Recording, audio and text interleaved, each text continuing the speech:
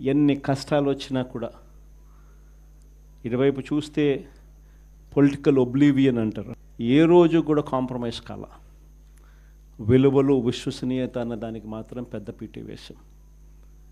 విలువలు విశ్వసనీయత అన్నది ఎట్లాంటి పరిస్థితిలో ఉన్నా కూడా ఏ రోజు కూడా అవి ప్రశ్నించే పరిస్థితిలో ఏ రోజు రాజకీయాలు ఎప్పుడు చేయలే.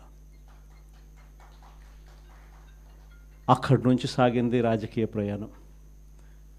ఆ తర్వాత నాతో పాటు 18 మంది ఎమ్మెల్యేలు కాంగ్రెస్ పార్టీ వీడి నాతో పాటు రావాలన్నారు. అందరినీ పదవులు రాజీనామా చేయమన్నా. రాజమోహన్ రెడ్డి ఎంపీ నాతో పాటే వస్తానన్నాడు. అన్న రాజీనామా చేయన్న. రాజీనామా చేశాడు, వచ్చినాడు. బై ఎలక్షన్ జరిగింది. నా ఎలక్షన్ బై ఎలక్షన్, అమ్మ election by election, Rajamohan Reddy election by election. నా ఎలక్షన్లో 5,40,000 మెజారిటీ.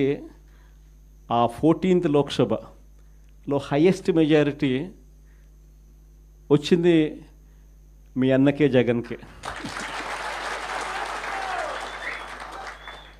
ఆ రోజు మనం ప్రమాణ స్వీకారం చేసేటప్పుడు పార్లమెంట్లో ప్రతి తల్లా కూడా మన వైపు తిరిగి చూస్తుంది. Highest majority in the 14th Lok Sabha. కానీ జీర్ణించుకోలేని పరిస్థితిలో మన మీద అంతే పగబట్టడం కూడా ఆ మెజారిటీని చూసి అనుకోండి, అది వేరే విషయం. ఆ తర్వాత అమ్మ, తర్వాత రాజమోహన్ రెడ్డి కాంగ్రెస్ పార్టీలో ఉన్నప్పుడు పోటీ చేసినప్పుడు వచ్చిన మెజారిటీ కన్నా అంతకన్నా 2 మెజారిటీతో ఆయన గెలిచినాడు. అందులో 18 మంది 2.5 లక్షల మెజారిటీతో ఆయన కూడా గెలిచడం జరిగింది. అందులో 18 మంది ఎమ్మెల్యేలు నాతో పాటు అడుగులు ముందుకు వేశారు.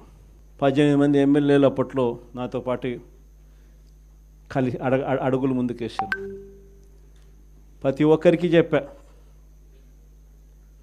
రాజీనామా చేస్తేనే బయటికి రండి అని చెప్పి. మొత్తం 18 మంది రాజీనామాలు చేసినారు.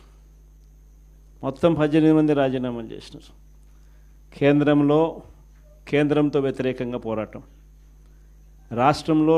రాష్ట్ర ప్రభుత్వానికి వ్యతిరేకంగా పోరాటం. 18 మంది రాజీనామా చేసి విలువలు విశ్వసనీయతతో కూడిన రాజకీయాలు చేయడానికి అడుగులు ముందుకేశారు.